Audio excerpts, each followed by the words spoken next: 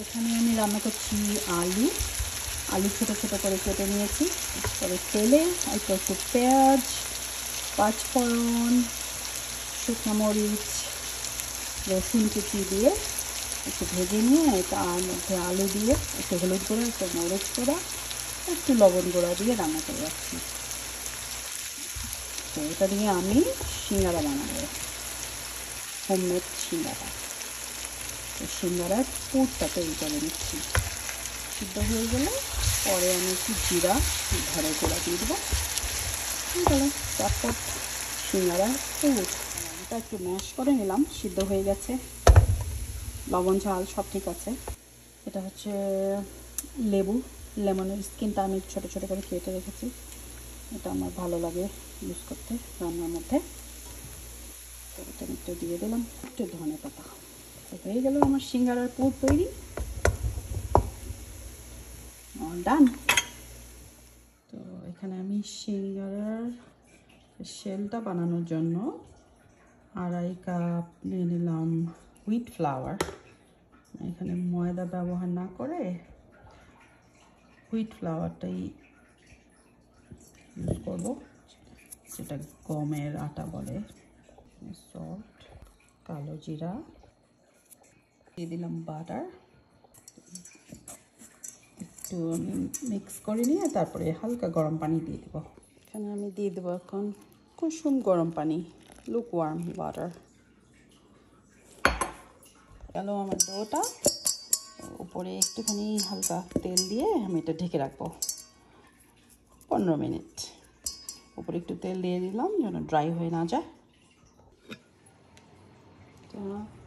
ছুরি দিয়ে কেটে নেওয়াটা অনেক ইজি, পিৎজা কাটার দিয়েও কেটে নেওয়া যায়।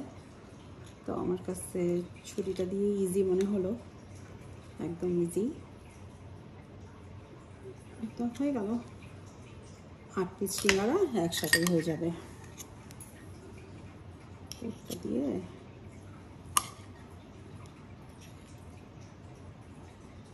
খুব ইজি, খুব তাড়াতাড়ি হয়ে যায়, যে কেউ বানাতে পারবে।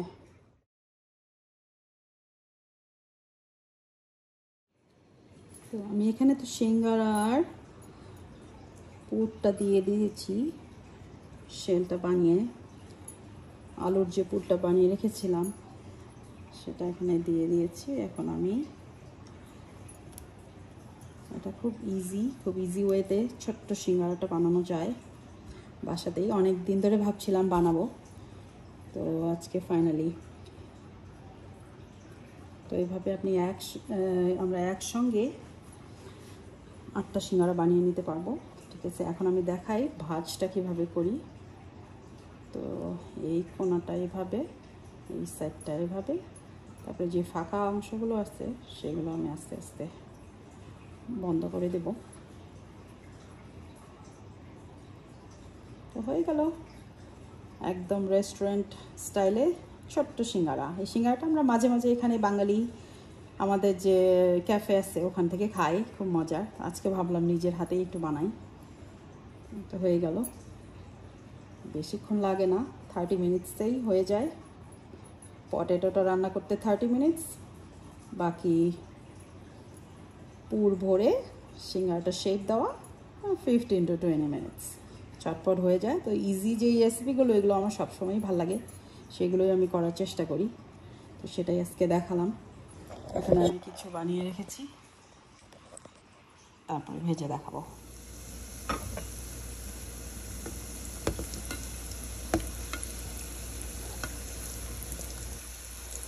আমার ছোট্ট সিঙ্গারা তো হয়ে গেল, এখন একটু ভাজার পালা। দেখি, ছোট ছোট সিঙ্গারা দেখতে অনেক মজা লাগে, খেতেও অনেক ভালো লাগে। তো আমি সিঙ্গারাগুলো বানালাম আমার এক ফ্রেন্ডের বাসায় নিয়ে যাওয়ার জন্য।